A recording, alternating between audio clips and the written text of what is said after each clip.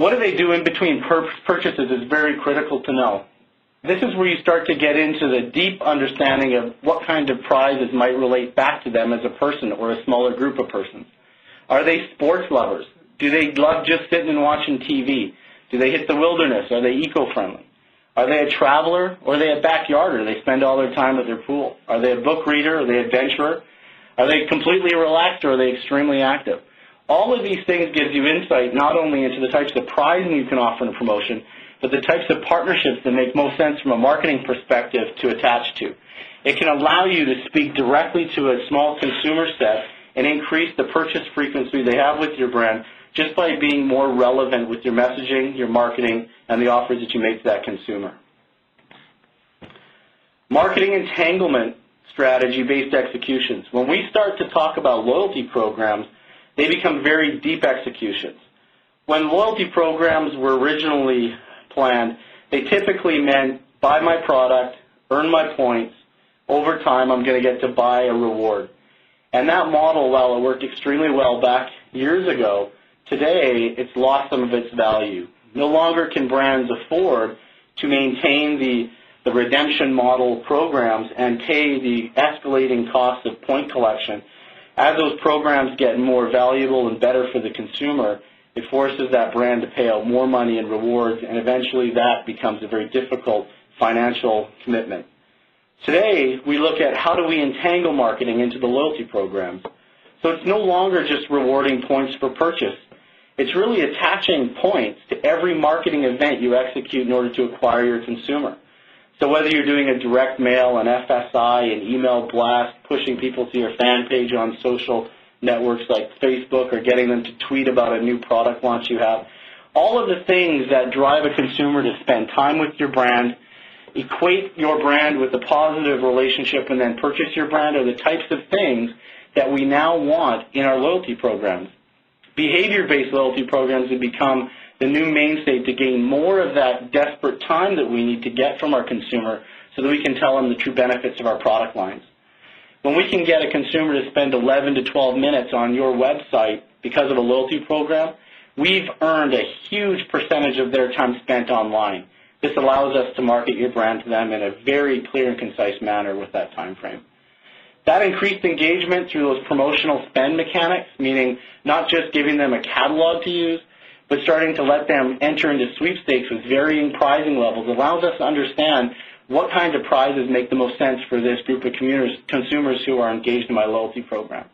What types of game mechanics do they like? Are they sweepstakes players? Are they instant win mechanics? Do they like to donate to the charity that we're involved with as a brand, or do they like to select their own charity? Are they actually participating in million-dollar chance games, or are they actually using their points towards the catalog? All of these things now have become options for the consumer, and it's allowing us to see how they play.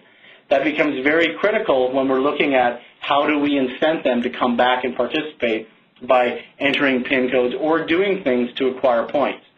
The more engagement we get from them in the spend mechanics, the more engagement we can get in them actually responding to our marketing activities. We provide opportunities to engage instantly, not wait to buy. I know many of you have probably been involved in as many loyalty programs as I have, and I've got a card for many of them, and I buy my products and I swipe my card, and on goes that cyclical response. And in many cases, I've waited 1, 2, 3 years before I can afford the lowest cost price in their catalog. What happens is I lose my engagement model, and I can't even participate with that program until I've collected enough. The new model allows people to use their points instantly. So in some cases where we want to do an instant engagement and have people collect points and play a sweepstakes or an instant win game, they can do it instantly, which has no waiting factor, which allows us to speak to them about our brand instantly. More importantly, if you're a short life cycle brand, maybe a consumer really only needs your brand for a year or two, much like diapers. Well, if a mom has only found out about our program when their child is almost out of the diapers, this still gives them a reason to participate in your loyalty program because they can have instant engagement. They don't look at the model and say, hey, you know what, no matter how much I buy, I'll never earn enough to participate. We've eliminated that portion of the community who can't do that. It allows us to develop partnerships and even retail strategies to impact shelf power and monetize your loyalty program. We engage in a way in which allows retailers to say, hey, I'd like to plus up that bonus point because those points no longer have a direct cost and value because they don't relate to a purchase in a catalog. So it allows all of the partners that help sell your product and brand at shelf become immobilized within your product and brand and help you drive your loyalty program first and reward your loyal customers so they maintain loyal customers. One message is dead. Segmentation is required is a very strong message, and I think it's an important one for us all to think about. In some cases, email blasts to a group of CRM opt-ins to your brand is what we've been doing for years. And I think we've always started to be lucky enough to get a reasonably good response rate. And in many cases over the last few years, what we've seen based on the information is that people are stopped responding to those messages. It's non-relevant and it doesn't impact their daily life, so they now start to eliminate reading them, and in some cases they block them. What's most important is all of the promotional tactics that we've just talked about allow us the ability to make a segmented plan. We start to understand how to group your consumers no longer as one group of people, no longer as just male or female. We actually get to strategically build a segmentation plan and communicate in some case automatically through a system and or creatively with promotions and offers that are specifically driven to that group. When we do those types of things, we see an incredible lift in response rate, whether it's even just offering the right type of prize in a sweepstakes or offering the right type of result from a marketing plan such as a direct mail or an email or things of that nature. It's something that is definitely a requirement. All of the promotional marketing tools that we've used help us get closer to that one-to-one marketing relationship, and at the end of the day, that's going to reflect in the reporting that the success has happened at the shelf or in the store or wherever it is that you sell your brand and product.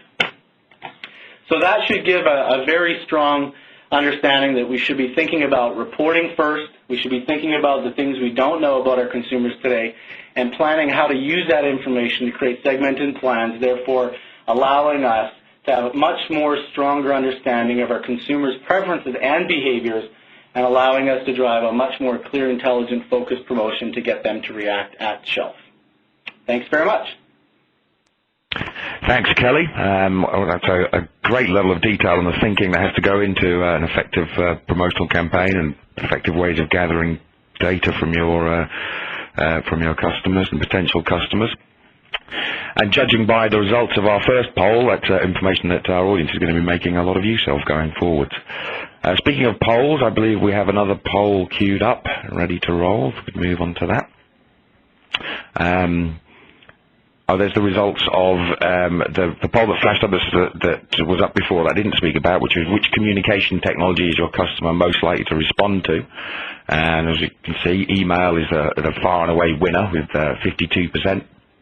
Of people on the call saying that their clients, their consumers like to respond. Text messages very low, less than 5%.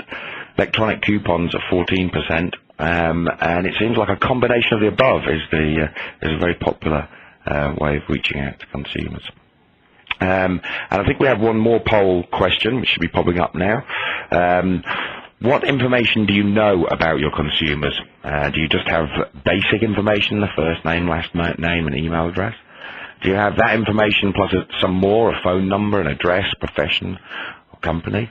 Do you have all of the above plus everything else they do when they eat, sleep, and breathe? Is your customer information completely comprehensive? Do you think that you have everything you need to know about your consumers, or do you think you know nothing about your consumers? So if you could make your choices while we move on to the next speaker. I'm going to hand over now to Stu Schneider from Kimberly Clark, who's going to talk about how Huggies is using customer intelligence as part of its CRM strategy. And while Stuart's speaking, you can, of course, carry on making your votes.